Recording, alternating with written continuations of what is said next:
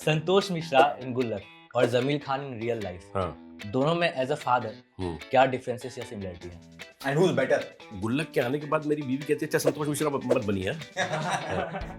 Gangs of Wasseypur के बाद मेरी बहन के साथ मैंने वो फिल्म देखी तो मेरे बातें में कैसा लगा बाजी आप कैसी थी वो? हाँ अच्छी थी लेकिन ये गाली वाली देना जरूरी था क्या? पढ़ता था मैगजीन में न्यूज़पेपर में कि नसीर भाई जो है वो प्लेस कर रहे हैं, अंग्रेजी में प्लेस करते हैं तो प्लेस करेंगे, जाएंगे नसीर भाई को ज्वाइन कर लेंगे। क्योंकि किसी का एक्टिंग बैकग्राउंड नहीं था तो फैमिली से कभी कुछ हुआ नहीं कि यार? समझाया जरूर मेरे फादर ने, जिंदगी तुम्हारी अपनी है, फैसला तुम्हारा अपना है, अच्छा होगा तो तुम्हारा होगा, बुरा होगा तो तुम्हारा होगा। एक्टिंग के लिए तो बहुत you must be so happy ना कि यार So blessed to be an actor, to be able to live the lives of so many characters. तो क्या आपके लिए मुंबई का जो इन्वायरमेंट है वो एक तरह का कल्चरल शॉक था? नॉर्मल चीज जो बॉम्बे में है, जिस तरीके से आपको बुलाते हैं कुछ ऐसा ऐसे करके ना, मुझे बहुत बेहुदा लगा। मैं ये क्या तरीका है? एक्टिंग सिखाई नहीं जा सकती, एक्टिंग सीखी जा सकती। You can take the horse to the water, you can't make it drink.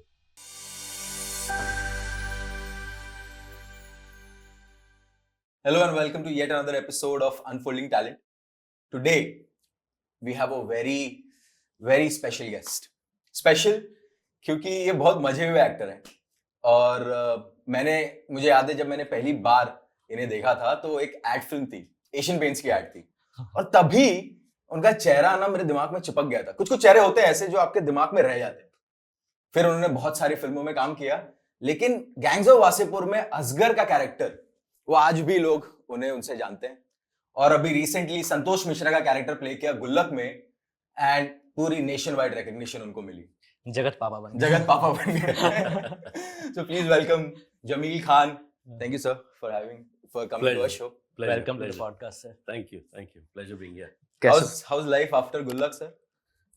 बहुत बढ़िया, life's been wonderful. Gullak's given me a lot of love, I'm blessed to have done Gullak. और गुल्लक स्पेशल है यार। जिंदगी में बहुत प्यार मिला है गुल्लक की बदौलत।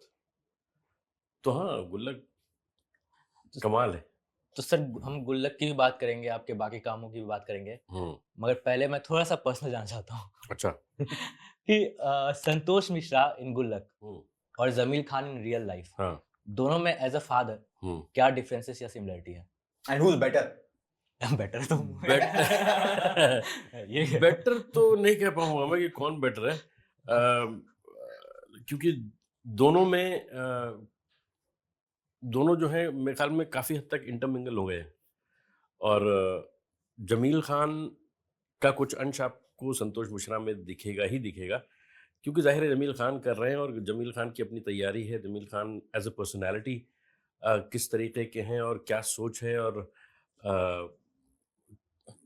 किस अंदाज से उस कैरेक्टर को गढ़ा है, तो उसमें जमील खान का अंश दिखेगा आपको।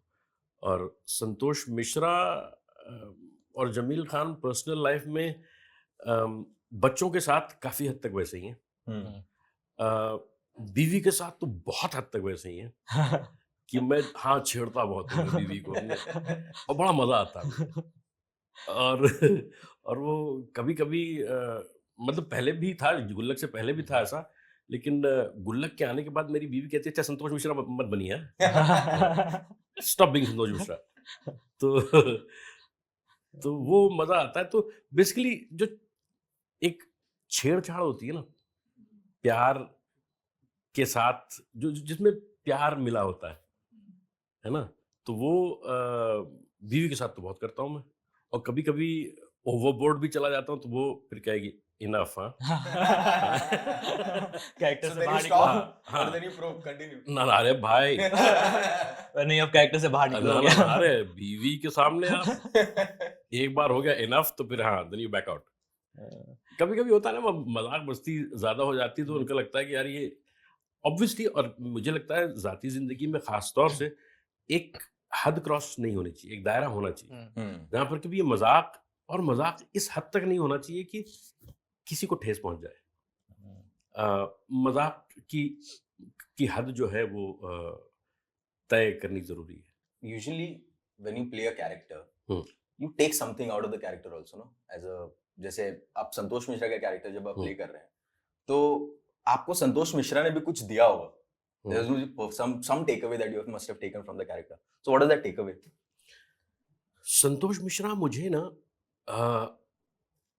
विज़वी गुल्लक उसने जो जमील खान को दिया है वो ये है कि आप मेरी सेंसिटिविटी जो होती है ना उसको बढ़ा दिया है उसने। मैं पहले भी बहुत सेंसिटिव था चीज़ों को लेके, लेकिन बहुत सारी चीज़ें जो मेरी ज़ाती ज़िंदगी में नहीं हुए, पर्सनल एक्सपीरियंस नहीं है, लेकिन क्योंकि संतोष मिश्रा के साथ उस मिश्रा परिवार में वो चीज़ हुई है, तो इसलिए उसने वो जो सोचने पे मजबूर किया है कि यार अगर ये मेरे साथ होता तो मैं ऐसे रिएक्ट करता, या ऐसा ही रिएक्ट करता, या ऐसा नहीं रिएक्ट करता।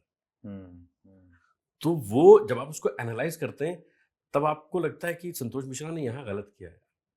अगर मेरे साथ अगर ये ऐसा कभी होगा तो मैं ऐसा नहीं करूँगा। तो वो सीख पर्सनली भी देती है, और जो कि और यही मजा है ये एक्टर की जिंदगी का ना, काम का मजा है, काम का मजा है। और आपको जो चीजें आप नहीं सोचते हैं, जो आप नहीं जिया है आपने, एक थिंकिंग एक्टर के लिए वो एक सबक भी बन जाता है कि अगर मैं ऐसी सिचुएशन में पढ़ूं तो मुझे क्या करना चाहिए। अदरवाइज तो आप नहीं सोचेंगे ना उस बारे में। करेक्ट। आपका किरदार वहां तक ले गया, आपको सोचने पर मजबूर किया, तो आपने उसको सोचा, एनालाइज किया, और फिर आपको लगा कि हाँ यार, फिर आप किसी नतीजे पे पहुंचे। तो एज एन एक्टर तो बड़ी एक्साइटिंग जर्नी होती है भाई, वेरी इंटरेस्टिंग, वेरी इंटरेस्टिंग। इससे अच्छी कोई चीज ही नहीं है दुनिया में। And I am so blessed to be an actor, to be able to live the lives of so many characters. So blessed to be a working actor, ये बहुत इंपॉर्टेंट है कि नहीं? Absolutely. I mean if you are not working then obviously but in ऐसा a भी way हुआ you're है stagnating. गुल्लक करते वक्त आप लेट्स से स्क्रिप्ट पढ़ रहे हो जी, और कोई एक ऐसा इंस्टांस हो, आपको लगा यार ये तो लाइफ मैंने जी रखी है, ये तो मेरे साथ हुआ है ऐसा। एग्जैक्टली ऐसा कभी डेजा वू, डेजा वू टाइप सा। बहुत गुल्लक में तो भरा हुआ, भर के ये क्योंकि वो बहुत रिलेटेबल स्टोरी है, तो वही। बहुत ज्यादा। हाँ। और इसीलिए गुल्लक की पॉपुलैरिटी इतनी ज्यादा है, और टीवीएफ को क्रेडिट जाता है इस कंटेंट को तैयार करने के लिए कि इतना रिलेटेबल है। सेंस ऑफ नॉस्टैल्जिया इतना कमाल का है इसमें कि आप चाहे 50 साल के हों, चाहे 80 साल के हों, चाहे आप 20 साल के हों, आपको कहीं ना कहीं कोई ना कोई कनेक्ट मिल जाएगा। तो गुल्लक में रिलेटेबिलिटी फैक्टर बहुत है ना सर, बहुत ज्यादा। कि मैं भी दो भाई हैं हम लोग, एंड पापा के साथ कनेक्शन, जब आपका कैरेक्टर देखते हैं उसमें, तो बहुत सारी चीजों पे हम लोग कनेक्ट करते हैं कि यार पापा भी थोड़े वैसे हैं, आपके फादर का रिलेशन कैसे थे? मेरे फादर के साथ बहुत अच्छा रिश्ता था। मैं वाहिद इंसान था अपने पूरे घर में, शायद मैं बहुत छुटपन में बोर्डिंग स्कूल चला गया था और सबसे छोटा भी था। अच्छा। तो मजाक करने की हिम्मत जो है सिर्फ मेरे अंदर थी, बाकी सबकी हालत खराब होती थी। अब्बू, हमारी सीढ़ी थी नीचे, वो काम होता था कालीन कार्पेट्स का, और वो सीढ़ी पे उनकी आहट आती थी उनकी जूतों की या चप्पल की, तो सब अपने अपने ठिकाने लग जाते थे अगर कोई बदमाशी भी चल रही है। अब मैं 3 महीने के लिए घर आता था तो मैं राजा होता था। तो वो कुछ भी, क्या पकना है, क्या खाना है, कहाँ जाना है, वो। और मेरी छोटी बहन जो थी वो कहती थी ये आ जाते हैं ना तो मेरा भाव कम हो जाता है। तो लेकिन वैसा था। तो मेरे फादर के साथ तो मेरा बड़ा दोस्ताना का सा था। ऑब्वियसली वही, वो एक हद पार नहीं करते थे, लेकिन कभी कभी ऐसा होता था कि मैं मजाक कर लेता था उनसे, जो कि और लोग हिम्मत नहीं करते थे। मजाक इन द सेंस कि टांग खींचने वाली बात भी होता है। जैसे एक बड़ा बड़ा छोटा सा किस्सा बताऊं मैं आपको। अंग्रेजी स्कूल के पढ़े हुए थे नहीं वो, हिंदी मीडियम से पढ़े हुए थे, 10वीं पढ़े हुए थे, 10वीं तक। और तो एक बार ऐसे मेरे खालू, मेरे मामू, ये लोग बैठे हुए बातें कर रहे थे, तो मैं आया। मैं छोटा सा रहा हूँगा, मुश्किल से मेरे ख्याल 6th में रहा हूँगा या 5th 6th में। तो कुछ बात मेरे बारे में बोल रहे थे वो, और बोलते बोलते उन्होंने बोला कि इसका कैरियर बहुत अच्छा जाना चाहिए, अच्छे स्कूल में पढ़ रहा है, कुछ ऐसा। हम्म। तो मैंने कहा कि हाँ अब्बू, साइकिल पे कैरियर लगा के बढ़ जाऊंगा आगे। तो उनके समझ में नहीं आया। तो क्या मतलब? मैंने कहा आप करियर की बात कर रहे हैं या कैरियर की बात कर रहे हैं? कह रहे हैं साले तुम लोगों को ना अंग्रेजी स्कूल में पढ़ा के अपने लिए मुसीबत मोल दे दिया है। अब मुझे करेक्ट करोगे तुम लोग? बट सर अभी आपने बीच में बोला कि कालीन का बिजनेस, कारपेट बिजनेस, जी उसके बारे जी में हम लोग जी पढ़े थे। जी तो जब कारपेट बिजनेस आपके फैमिली का था जी। और वहां से आपको पढ़ने के लिए भेजा गया कि ये सोच के ये इसका कैरियर अच्छा होगा, कैरियर हम्म। अच्छा होगा, और वहां से आप एक्टिंग की तरफ निकल जाते हो, तो फैमिली से कभी कुछ हुआ नहीं कि यार मतलब क्योंकि किसी का एक्टिंग बैकग्राउंड नहीं था, तो कभी हुआ नहीं जी कि नहीं उधर मत जाओ, यहाँ पे इतना अच्छा बिजनेस है, ये करो? बिल्कुल था। अ, पहले तो जाहिर है एकेडमिक्स में शायद मैं अपने पूरे घर में सबसे ढंग का पढ़ने वाला इंसान मैं ही था। अच्छा। मुझसे जो बड़े वाले थे, वो बड़े लोग थे, वो उतना ज़्यादा एकेडमिकली इंक्लाइंड नहीं थे मुझसे। ठीक बड़े वाले थोड़ा वो लॉ वगैरह किया, बीकॉम वगैरह किया, लॉ किया उन्होंने। लेकिन बदकिस्मती कहूँगा अब के लिहाज से कि वो वापस भदोही चले गए। लेकिन मैं वहाँ टिका नहीं। मैंने ग्रेजुएशन किया अपना, और ग्रेजुएशन करके कि भाई अब जा रहे हैं थिएटर करेंगे। तो समझाया ज़रूर मेरे फादर ने कि बेटा ये थिएटर वेटर तो ठीक है, ज़िंदगी ऐसे खाओगे क्या? हाँ, खाओगे क्या, रहोगे कहाँ? तो सारा कुछ समझाया उन्होंने ए टू ज़ेड कि क्या फ़ायदे हैं, क्या नुकसान है, तमाम चीज़ें। लेकिन उनका ये बहुत अच्छी चीज़ थी कि उन्होंने कहा कि अगर तुम करना चाहते हो, तो करो। लेकिन ज़िंदगी तुम्हारी अपनी है, फ़ैसला तुम्हारा अपना है, और अच्छा होगा तो तुम्हारा होगा, बुरा होगा तो तुम्हारा होगा। इसकी ज़िम्मेदारी टोटल तुम्हारी होगी।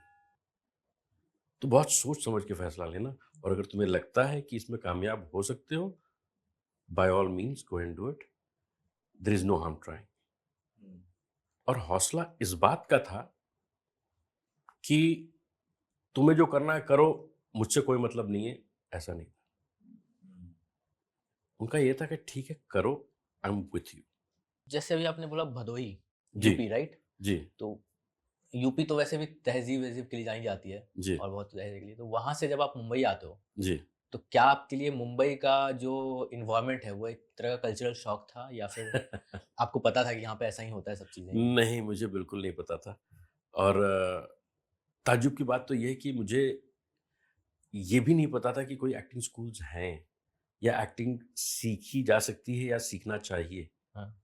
बस ये पढ़ता था मैगज़ीन में, न्यूज़पेपर्स में कि नसीर भाई जो है वो प्लेस कर रहे हैं, अंग्रेज़ी में प्लेस करते हैं, तो प्लेस करेंगे, जाएँगे नसीर भाई को जॉइन कर लेंगे, और जो भी है मतलब एकदम नाइव एंड इनोसेंट थॉट्स कि जैसे मेरा इंतज़ार ही कर रहे हैं वो। जब अरे जमील आई। हाँ। तो यही सोच के आया था मैं, और किस्मत अच्छी थी कि मुलाकात हुई, और जल्दी ही मुझे, हालाँकि क्राउड में ही सही, लेकिन उनके साथ जुड़ने का मौका मिल गया। बॉम्बे का माहौल जो है, क्योंकि मैं बोर्डिंग स्कूल में 10 साल नैनीताल में था, 3 साल अलीगढ़ मुस्लिम यूनिवर्सिटी में था, और फिर मुंबई यूनिवर्सिटी में आ गया। तो बहुत ही महदूद दायरा था, बाहर की दुनिया ज़्यादा देखी नहीं थी। तो जब आप इस तरीके से निकल के आते हो द बिग बैड वर्ल्ड, तो असलियत से सामना होता है।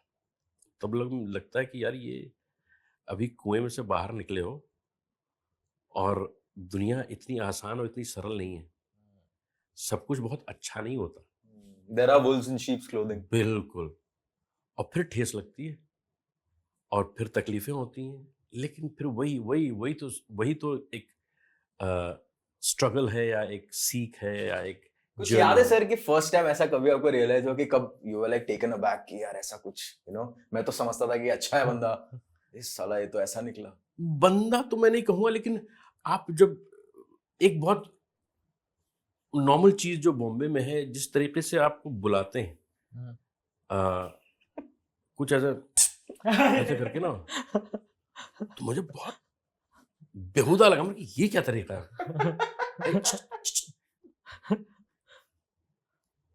तो अब हमारे जैसे परिवारों में तो और ज्यादा नहीं, हमारे हमारे परिवार में तो आवाज भी ऊंची नहीं होती। अगर कोई बड़ा आपके सामने बैठा हुआ है तो आवाज भी ऊंची नहीं होगी, और इस तरीके से भी नहीं बैठे होंगे आप किसी बड़े के सामने। आप कोई बड़ा है तो आप, हाँ, अदब से बैठेंगे सामने आप।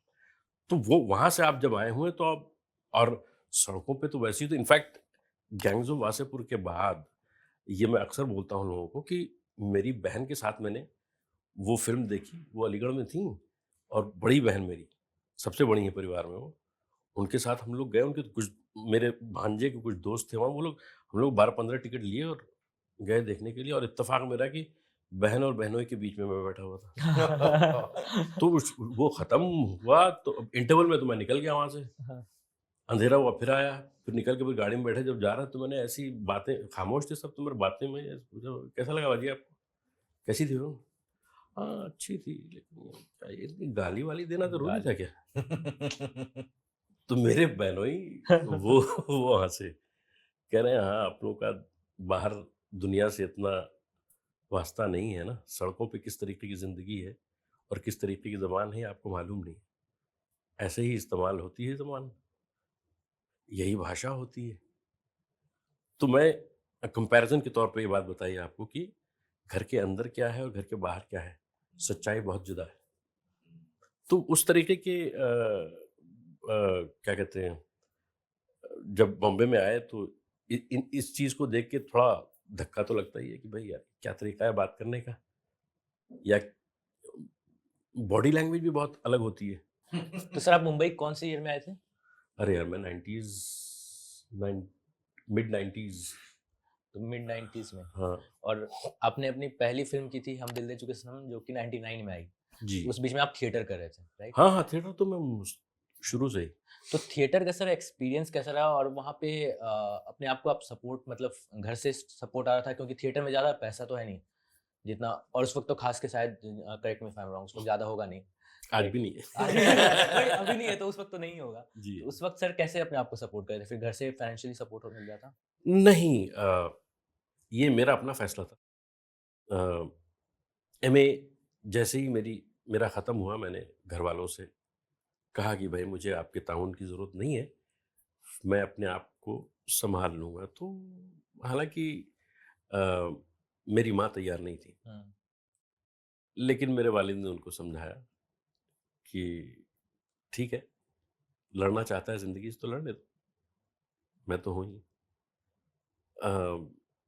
तो उनका जो वही है कि उनका जो सपोर्ट रहा है ना, कि कम व्हाट में। और अम्मी को उन्होंने ये बात बोली भी थी, मेरी बहन ने मुझे बताई बाद में, कि ये खुद कह रहा है ना कि पैसों की ज़रूरत नहीं है, या मैं पैसे नहीं चाहता आपसे, तो कुछ सोच के ही बोल रहा है ना, तो let him go, let him fight it out.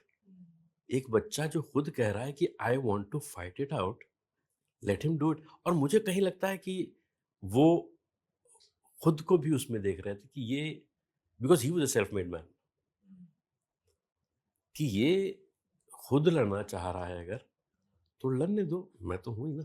उनके साथ तो कोई नहीं था, उनके फादर तो थे भी नहीं, मतलब जब वो स्कूल में थे तभी गुजर गए थे। और यहाँ पर उनका वो हौसला था कि दिखता यार ये, अदरवाइज जरूरत नहीं थी मुझे ये करने की। प्रोग्रेसिव थिंकिंग है बहुत, वेरी प्रोग्रेसिव है ना? बिल्कुल। और मैं तो ये कहूँगा कि मेरे खानदान में लड़कियों को बाहर भेज के पढ़ाने वाले मेरे फादर ही थे, पहले इंसान। जो कि मेरी दादी, मेरी अम्मी बोलती हैं, दादी मुझसे कहते ले बिटिया को भेज रहे पढ़ने, कलेक्टर बनाना है इनको। करना क्या है, घर पर बैठ के खाना पकाना है, बच्चे संभालने, क्या जरूरत है भेजने की, कलेक्टर बनवाएंगे। तो ऐसे ताना देती थी अब्बू का, अब्बू मुस्कुरा के निकल जाते थे, लेकिन भेजा उन्होंने पढ़ने के लिए। अमूमन रेड, आई डोंट नो, कि बच्चों का सबकॉन्शियस जो होता है वो 1 साल से 7 साल की उम्र में बनता है, और वो जिंदगी भर रहता है। कि वो 1 साल से 7 साल में जो उन्होंने एक न्यूरल पाथवेज बनाए अपने ब्रेन में, वो आपके लाइफ लॉन्ग जाते हैं, राइट? तो जिसमें कॉन्फिडेंस आता है, जिसमें नेगेटिव बायस आते हैं, आपके बहुत सारी चीजें आती हैं। तो उस दौरान आपको तब ऐसा रियलाइज हुआ कि यार एक्टिंग इज समथिंग दैट मेरे को मजा आता है करने में? कुछ तो एक टाइम पे ट्रिगर हुआ होगा वो टाइम पे कि यार आपको लगा होगा कि यार this is a very interesting thing, कि यार मेरे को यहाँ जाना चाहिए, सिनेमा करना मतलब कब चाहिए। कब लगा था पहली कब बार लगा से था कि पहली हाँ, बार? बाय डिफॉल्ट कह लीजिए, या जैसे मैं I was a science student, तो मुझे आईआईटी का एग्जाम दिया मैंने, उसमें नहीं हुआ मेरा। तो वो उसके बाद कहीं एक स्विच आया था कि यार अब चलो हो गया ये, अब साइंसेस गए, अब आर्ट्स की तरफ रुख करते हैं। और स्कूल के दौरान मैं थिएटर करता था और अच्छे पाए का थिएटर करता था। शवुड में अच्छा स्टैंडर्ड है थिएटर का। द माउस ट्रैप नाम का एक प्ले है अगाथा क्रिस्टी का, जो मेरे फाइनल 12th में मैंने किया था, which gave me the best actor award, candles cup. So वो कहीं एक दिमाग में रह गया था। फिर कहीं एक ये भी बच्चन साहब एग्जैक्टली वहाँ से थे, तो एक वो भी था कि यार उन्हें भी अवार्ड मिला है। उन्हें भी अवार्ड मिला है। हाँ, तो वो तो कहीं एक at the back of the mind ये था कि यार ये भी एक्सप्लोर किया जा सकता है, ये हुनर मेरे अंदर कहीं से झांक रहा है, इसको एक्सप्लोर किया जाए। तो जब वो आईआईटी में नहीं हुआ, तो शायद वो फैसला बहुत क्लियर हो गया। जैसे आपने बोला कि नसीर सर से आप थोड़ा सा इंस्पायर्ड हुए थे, आप यहाँ आए। वो खुद भी मूवीज करते थे, तो आपके मन में कभी नहीं आया कि यार मुझे भी मूवीज करनी है थिएटर छोड़कर, थिएटर छोड़कर या साथ में भी, चलो साथ में भी, मतलब हाँ, ये शुरू में तो ये नहीं था, हम्म, क्योंकि पहली बात तो मैं ट्रेन नहीं था, पता नहीं काम मिलेगा नहीं मिलेगा।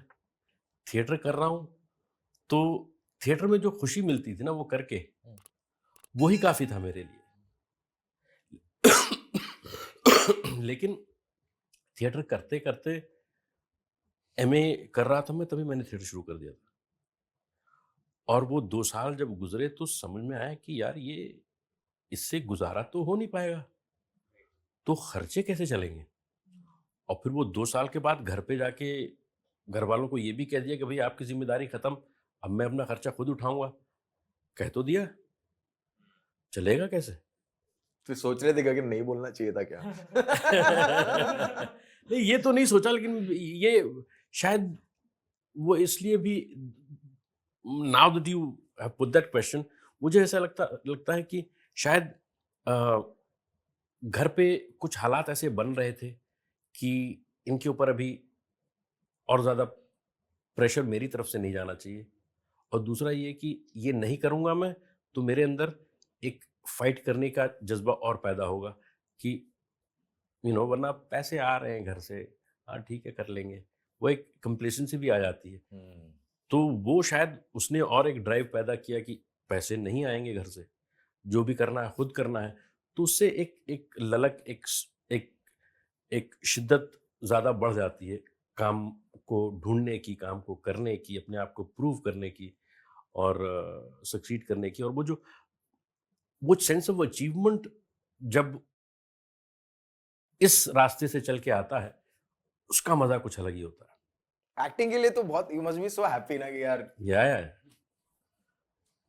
और मुझे याद है, इट वाज़ 10,000 रुपए का चेक था, जो एंड कि this was this was 2003 I think, और some 2000, अर्ली 2000। तो वो कुछ शोज़ हुए थे, उसके पैसे मिले थे। और तो उसके मैंने पैसे विथड्रॉ किए और 5,000 रुपए अम्मी को दिए, 5,000 रुपए अब्बू को दिए। तो वो मोमेंट जो है ना, बहुत कमाल का था, इस लिहाज से कि अब्बू थोड़ा सा इमोशनल हो गए, उनकी आंखों में आंसू दिखे मुझे। You must be proud. तो मैंने अम्मी से कहा, अम्मी मैंने कुछ गलत कर दिया क्या? तो मैंने कहा नहीं बेटा, ये ना खुशी के आंसू। और अब्बू ने सिर्फ एक जुमला बोला था, चलो सोचा तो कम से कम। उन्होंने ये नहीं कहा कि नहीं लूंगा, लिया उन्होंने। और ये कि उस सोच की बात पे वो इमोशनल हो गए थे। कि हाँ मेरे पास है, मुझे जरूरत नहीं है, लेकिन बेटे ने सोचा तो, दैट्स अ ह्यूज थिंग। और वो आज भी जब सोचता हूँ ना तो लगता है कि हाँ यार, माँ बाप की भी तो शायद कुछ उम्मीदें होती हैं, या उनको उम्मीद न भी हो तो उनको ये लगता है कि यार हमने किया है ना, औलाद के लिए माँ बाप बहुत कुछ करते हैं, और जब औलाद माँ बाप के लिए कुछ करता है ना, तो वो जो प्राइड आता है ना, वो कुछ और होता है। जैसे घर पे भी कभी जाओ और पापा के लिए कुछ छोटा सा गिफ्ट लेके चला जाता हूँ, कभी घड़ी या कुछ ले गया, बहुत तो ऐसा नहीं है कि पापा खरीद नहीं सकते, बट वो देख के अलग एक खुशी आती है कि यार मेरा बेटा ये लेके आ गया है। तो आई थिंक समवेयर वो चीज़ है। बट सर जैसे आपने बताया कि घर चलाना थोड़ा मुश्किल था, राइट? मतलब घर चलाना नहीं, मतलब आपको सर्वाइवल बोल दो कि मुंबई में सर्वाइवल मुश्किल तो है। तो आपने थिएटर छोड़ा, फिर आप मूवीज़ करते हो।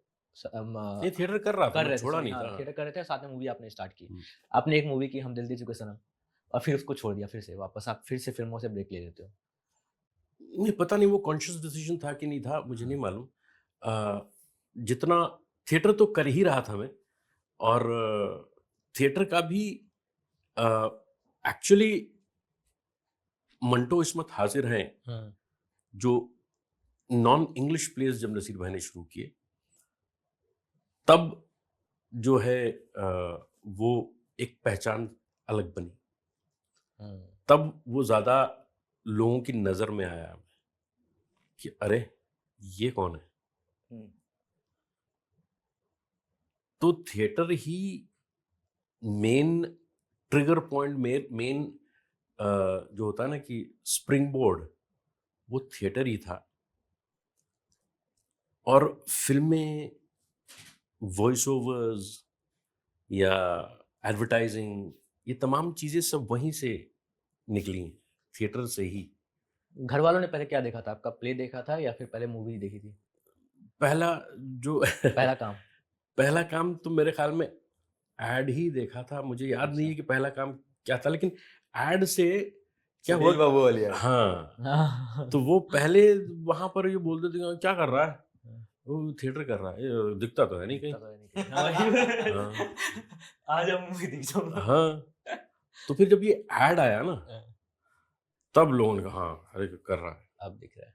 और कुछ लोग देखे थे, अरे बड़े पैसे छाप रहा है ये, मतलब दिन में देखो 20-20, 25-25 बार आ रहा है इसका ऐड, मतलब कितना पैसा मिल रहा होगा उनको। जितनी बार आप ये हाँ, अब ये थोड़े उनको मालूम है कि यार जितनी बार आ रहा है उतनी बार थोड़ी पैसे मिल रहे हैं। जैसे आपके लिए तो था कि आपको थिएटर करने में ही मजा आता था, बट बहुत लोग जो एक्टर बनने के लिए ही आते हैं, अपने आप को एक टाइम दे के आते हैं, कि हाँ यार इतने साल तक काम नहीं मिला तो वापस चला जाऊंगा, जो कहीं ना कहीं शायद फाइनेंशियली उनके हिसाब से सही भी है कि वो सपोर्ट नहीं कर पाएंगे, घर से कब तक मांगेंगे।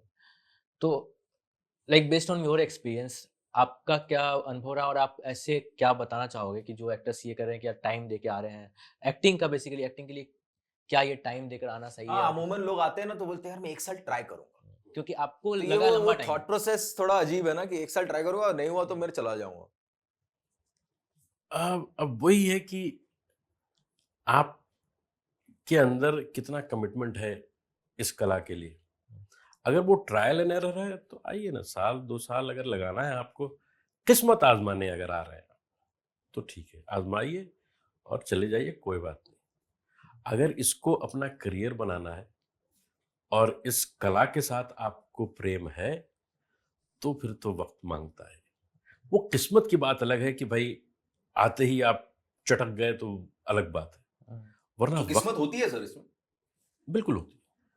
Luck to be at the right place at the right time, क्योंकि ये ना सर मुंबई में ऐसे ही नहीं कहा जाता वो। मुंबई को हम कहते हैं मुंबई सपनों का शहर भी है, बट जी। मुंबई के बारे में ये भी कि यार मुंबई में सर्वाइवल बहुत मुश्किल है, क्योंकि फाइनेंशियली बहुत मुश्किल हो जाता है आपके लिए सर्वाइव करना मेरा ख्याल हिंदुस्तान का सबसे महंगा शहर है। एक्चुअली। तो इसलिए काफी मुश्किल भी होता है लोगों के लिए वो चीज बिल्कुल। मैनेज करना। बिल्कुल। सर अभी आप वर्सेटिलिटी और कंफर्ट जो हम बात करते हैं उसमें से क्या चूज करते हो या करना पसंद करते हो? ऑब्वियसली वर्सेटैलिटी यार। कंफर्ट तो वो तो आपको जब मालूम है कि यार इस रोल में मुझे बहुत ज्यादा मेहनत नहीं करना पड़ेगा, तो that's like I back of my hand है कि I know this, I can crack it, I can easily I can sell through this. और अच्छे से भी हो जाएगा वो, कोई ज्यादा मेहनत नहीं करनी पड़ेगी।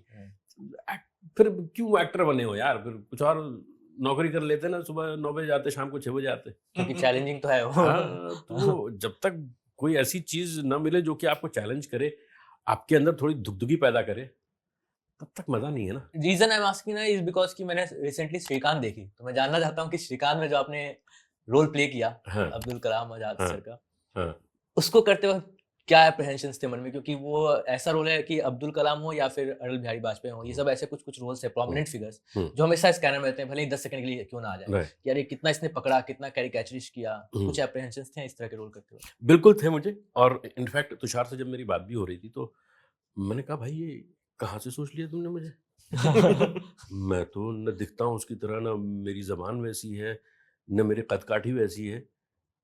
तो उसने कहा नहीं सर, मुझे आपके परफॉर्मेंसेस में एक ऑनेस्टी दिखती है। And APJ is a very honest person. वो कोई मास्क नहीं पहनता वो आदमी, वो जैसा है वैसा ही है। ये सब वैसे रोल्स यार, ट्रेलर में अगर आप 1 सेकंड भी झलक देख लेते हो ना, अच्छा ये आ रहे हैं, अच्छा इंदिरा गांधी आ रही है, तुरंत लोग देख लेते हैं कौन एक्टर है, कैसा किया है उसने, वो तुरंत स्कैनर पे आ जाता है कि वो वैसा है। मैं बहुत कोशिश कर रहा हूँ इसको समझने की, और काफी टाइम से अभी इसमें भी इन दिस फील्ड, मुझको समझ नहीं आता। Can you explain it to me? Acting सिखाई नहीं जा सकती, एक्टिंग सीखी जा सकती है, कैसे? इसका जवाब मैं इस तरीके से दूं, अगर पता नहीं कितना लागू होगा। You can take the horse to the water, you can't make it drink. Nice nice, I get your point. तो वही है, वो सीखना आपको पड़ेगा, सिखाने वाला तो बता के दिखा के चला जाएगा। आपका क्या प्रोसेस है सर एक्टिंग का?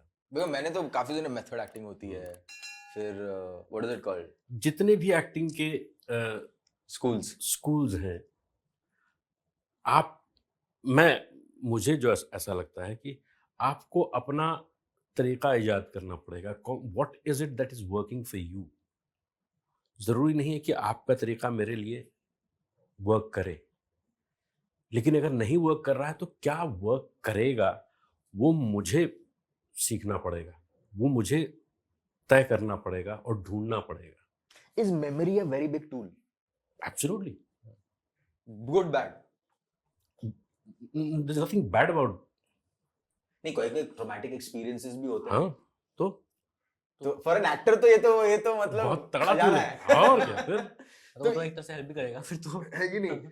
सो आप क्या वो टूल को क्या कहते हैं, एक्सप्लॉइट करना, इज इट राइट?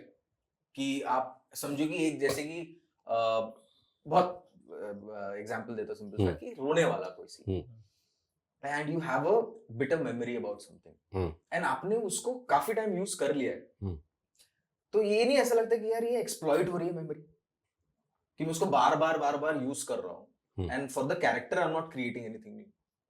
क्या ऐसा थॉट आता है आपके दिमाग में? देखिए, जो मेमोरी जो होती है ना, मुझे ऐसा लगता है उस मेमोरी को आप ट्रिगर पॉइंट के तौर पे यूज करते हो। मैं वैसे यूज करता हूं कि इस इमोशनल स्टेट तक पहुंचने के लिए मुझे इस इमोशनल मेमोरी को टैप करके ट्रिगर ऑफ करना है। तो for me to reach that emotional state, और फॉर इट टू स्टार्ट और take off, I use this emotional memory to trigger off this emotion, and then I come into this situation and then live this moment. Sir आपके जो बच्चे हैं वो भी कितने बड़े हैं? बच्चे तो छोटे हैं अभी। मेरी बेटी अभी 13 साल की है, बेटा 10 साल का है। कभी एक जनरेशनल गैप टाइप सा फील होता है, जैसे गुल्लक में दिखाते हैं? बिल्कुल होता है, वैसा होता है? बिल्कुल होता है भाई, क्यों नहीं होगा। और ये तो मतलब वक्त का तकाजा है, हमेशा होता है और हमेशा होता रहेगा कि जनरेशन चेंज होती है तो बहुत सारी चीज़ें बदलती हैं, और वैसे ही इनके साथ भी है। तो उसमें अडेप्ट कर पाना बहुत ज़रूरी है, कर लेना बहुत ज़रूरी है। वो चाहे एज पेरेंट्स हों, या बच्चों की बात भी हो कि भाई अभी बच्चे छोटे हैं, उतना नहीं समझते हैं, धीरे धीरे वो भी समझेंगे। और क्योंकि एज पेरेंट्स हम भी सीख रहे हैं, तो हम भी समझते हैं कि भाई कहाँ क्या कमी रह गई, क्या वो वो लर्निंग जो है वो चलती रहती है और चलती रहनी चाहिए। बस इनवर्डली देखना ज़रूरी है कि यहाँ पर मुझसे चूक हुई, आइंदा ना हो, और सेंसिटिव होना ज़रूरी है। और परिवार के तौर पे मुझे लगता है कि सपोर्ट बहुत ज़रूरी है, हर लिहाज से, मॉरल सपोर्ट ख़ास तौर से, बच्चों को समझना ज़रूरी है। बच्चों को कभी ये एहसास न होने पाए कि मैं अपने माँ बाप से ये बात नहीं कह सकता, यार ये कैसे कहूँ। ये अगर बच्चों के अंदर आ जाए कि नहीं यार मैं अपने माँ बाप से हर बात कर सकता हूँ, that's a good place to be. क्या बात। आजकल बड़ा सिस्टम चल रहा है सर, डिंक करके, आपको पता है डिंक क्या होता है? है डबल इनकम नो किड्स। आय शाबाश। अरे यार, पहली बार सुना। डिंक कपल होते हैं हम्म, wherein both husband and wife are running and no kids and they're very very happy about it and like you said कि वो लोग बोल रहे हैं कि भाई मेरे को नहीं करना है। Very good. So clarity is there ना, हाँ, there is nothing wrong with that. अब आप ये भी चाहिए मुझे और ये भी चाहिए तो नहीं होता। Be very clear. दोनों दो नाव में पाँव नहीं रख सकते आप। Sir just last question that I want to ask you कि ऐसी 3 कौन सी फिल्म है जो आज की जनरेशन को देखनी ही देखनी चाहिए, that you would want people to see? अब 3 फिल्म ऐसे कौन सी रेकमेंड करेंगे? जो मेरी फेवरेट्स रही हैं, 3 तो नहीं यार, बहुत बड़ी सारी हैं, लेकिन मैं फ्रॉम डिफरेंट पर्सपेक्टिव्स, मुगल आजम, शोले, इजाजत, एक गुलजार साहब। Very beautiful film, very beautiful film. उसके गाने बड़े प्यारे हैं। गाने भी और परफॉर्मेंसेस भी बहुत कमाल की। Thank you so much, sir, for Yeah, talking to thank us. you so It was great Great. having you. Sir. Thank you so much for giving us the Lovely time. talking to you. My pleasure. Hi, if you like this podcast, please subscribe to Digital Commentary.